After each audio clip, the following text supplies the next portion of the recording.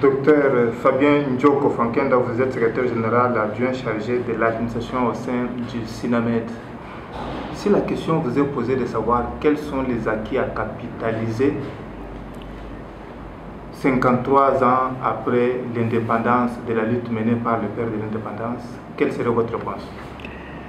Il faut dire que les pères de l'indépendance nous ont d'abord légué l'amour de la patrie. Nous avons un seul pays qui est la République démocratique du Congo et pour lequel nous devons tous nous battre pour qu'il fasse beau vivre dans ce pays. C'est ça d'abord le grand enseignement à tirer. Et puisque nous sommes en train de collaborer dans les heures qui suivent nos héros nationaux, nous pensons que c'est la grande leçon à tirer. Ils nous ont aidés à aimer et à aimer d'abord ce pays. Au-delà de ça, ces deux héros nationaux nous ont aidés à travailler d'abord pour la société, travailler pour la population. Tout le monde sait combien Mosée Laurent Désiré Kabila, d'heureuse mémoire, a même construit un marché qu'on a appelé marché de la liberté dans la commune de Massina pour manifester l'amour qu'il avait pour la population.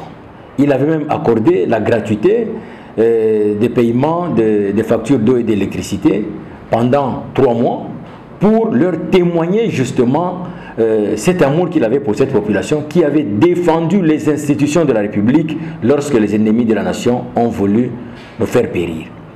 Malheureusement, les dirigeants actuels ne semblent pas marcher sur cette voie-là. C'est regrettable quand nous avons noté de nos héros nationaux le souci du social de la population et que pour le moment nous ne sachions pas dans quel régime sommes-nous. Est-ce que c'est toujours le socialisme ou bien il y a autre chose derrière? La vérité est que nous continuerons à prôner le socialisme pour que le peuple se retrouve et que le gouvernement actuel doit faire un grand effort pour écouter les peuples parce que la vie devient trop chère. Et quand la vie devient trop chère, le peuple ne sait plus à quel sens se vouer. Parlons santé, car votre collègue, le regretté docteur Ujuiga Touasso, venait d'être assassiné par la milice Kodeko à Ituri dans la nuit du vendredi à samedi 14 janvier dernier. Est-ce que le médecin qui œuvre dans ces coins en proie à l'insécurité peuvent solliciter à ce qu'on leur autorise le port d'armes pour leur sécurité? Nous profitons de votre micro pour condamner avec la dernière énergie l'assassinat de notre confrère Dr Poné Ujuiga Touasso, médecin directeur de l'hôpital général de référence d'Aoumba dans le territoire de Mahagi dans la province de l'Ituri. Il faut dire que le docteur Poné Touasso revenait d'une intervention chirurgicale. C'est aux alentours de 20 h qu'il termine et qu'il pense retrouver sa famille lorsqu'il va recevoir des balles et ça sera fatal pour sa vie. C'est inacceptable.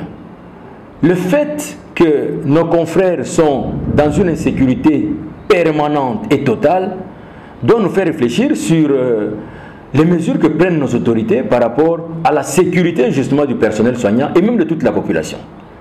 Il est inacceptable que dans les provinces où on a instauré l'état de siège, que l'on constate que les rebelles sont de plus en plus actifs et que ces rebelles, sans foi ni loi, s'en prennent tant aux églises qu'aux hôpitaux. C'est inacceptable. Même au Moyen-Âge, ça ne se justifiait pas. Parce que je rappelle ici qu'au Moyen-Âge, il suffisait d'aller se réfugier dans une église, dans une mosquée, pour que votre adversaire ou votre ennemi puisse vous faire la paix.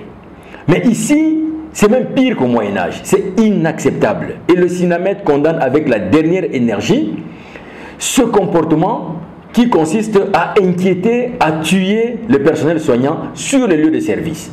Nous rappelons ici que notre consoeur, la révérende sœur Marie-Sylvie Kavouke, qui avait été assassinée et incendiée dans sa cellule de garde, alors qu'elle était en train d'assurer les soins, Jusqu'à aujourd'hui, le gouvernement a brillé par un silence olympien.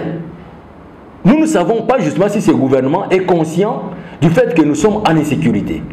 Alors, lorsque nos confrères demandent de porter des armes, nous voulons bien, mais cela ne suffit pas parce que même dans les pays où la population a le droit de porter des armes, l'État n'abandonne pas cette population pour qu'elle se défende à son bon vouloir. L'État reste toujours garant de la sécurité de la population.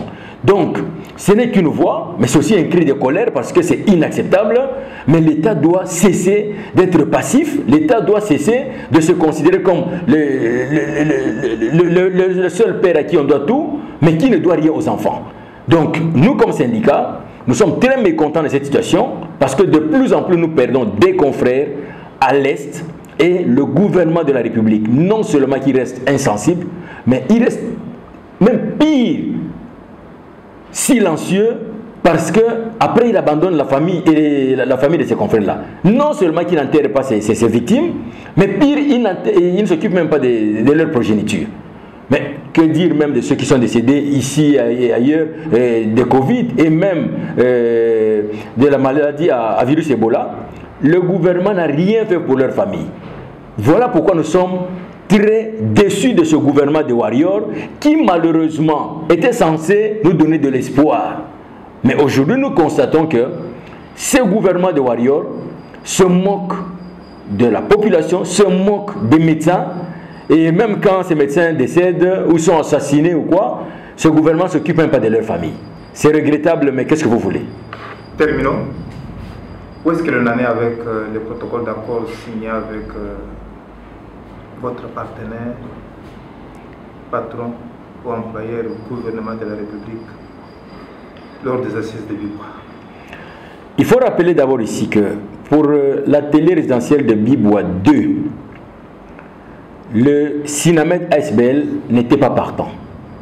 Le Sinamed avait dit que c'était une perte de temps, une perte des moyens financiers de l'État. Mais comme d'habitude, on a prêté de mauvaises intentions aux dirigeants du Sinamed. Le Conseil des ministres, à plus de 3 reprises, est revenu pour dire que toutes les solutions sortiraient de Biboua 2, comme si c'était la panacée. Et le Sinamed, pour ne pas donner raison à ses adversaires, surtout à son employeur qui semblait se cacher derrière l'atelier résidentiel de Biboua 2, a envoyé sa délégation pour discuter avec le banc gouvernemental. Mais aujourd'hui, le Sinamed s'est posé une question. Biboua 2, atelier résidentiel de Biboua 2. Une rencontre pour rien. Je suis tenté de dire que c'était vraiment une rencontre pour rien. Une perte de temps, une véritable randonnée syndicale. Parce que, à ce jour, il n'y a aucun acte qui sanctionne les travaux de Biboua 2. Alors que le gouvernement a chanté à qui voulait l'entendre que pour Biboua 2, on va discuter transport et logement. Pas seulement pour les médecins, pour tous les fonctionnaires. En l'occurrence, ceux du ministère de la Santé. Mais oui, nous sommes allés discuter. Le Sinamed a présenté les termes de référence en ce que l'article 26 du statut spécifique des médecins détermine déjà les proportions par rapport à ces indemnités-là. Mais le gouvernement de la République, le gouvernement de Warriors, ne peut pas à ce jour nous répondre parce que nous, de jour comme de nuit, nous sommes disposés à signer l'accord avec ce gouvernement de Warriors.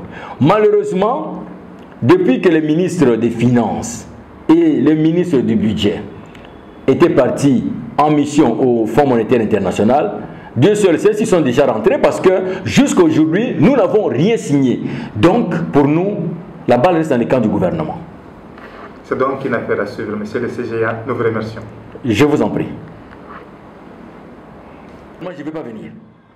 Non, mais attendez entre nous. Non. Il y a une... Non, il y a caca, il faut quand même tout le bas. Je dis non, François. Vous savez choisir le... Il y a des choses qui énervent. Je ne te cache pas.